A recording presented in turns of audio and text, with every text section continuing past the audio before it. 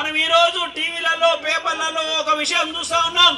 మొత్తం భారతదేశంలో ఉన్న నక్సలిజాన్ని కగార్ పేరు మీద నిర్మూలించడానికి బీజేపీ పార్టీ మొత్తం కూడా అడవులలో ఉన్న ఎస్సీ ఎస్టీలను మొత్తం తుడిచిపెట్టకుండా ప్రయత్నం చేస్తున్న సంగతి తెలిసే.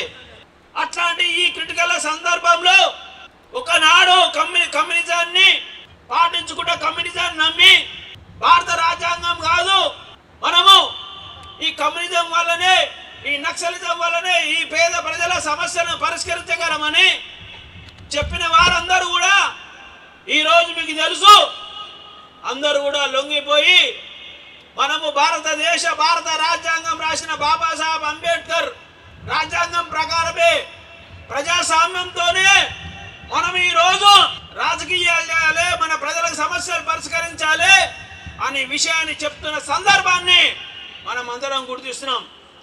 సోదరులారా, మీకు అందరికీ బహుజన్ సమాజ్ పార్టీ తరఫున ఏదైతే నక్సలిజంలు ఉన్నారో వాళ్ళందరూ లొంగిపోతున్నారో వాళ్ళందరూ కూడా బహుజన్ సమాజ్ పార్టీ ఒక మాట జ్ఞాపకం చేస్తున్నది.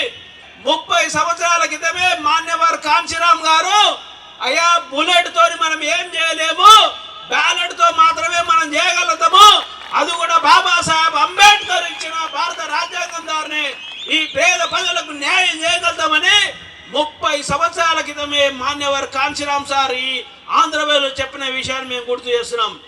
అంటే సోదరులారా, ఆ 30 సంవత్సరాల క్రితమే ఉంటే మేము కలిసి ఈ రోజు ఆంధ్ర తెలంగాణ రాష్ట్రాన్ని ఈ బడుగు బలైన వర్గాలు పేదలు పాలించేవారనే విషయాన్ని కూడా స్పష్టం చేస్తున్నాం.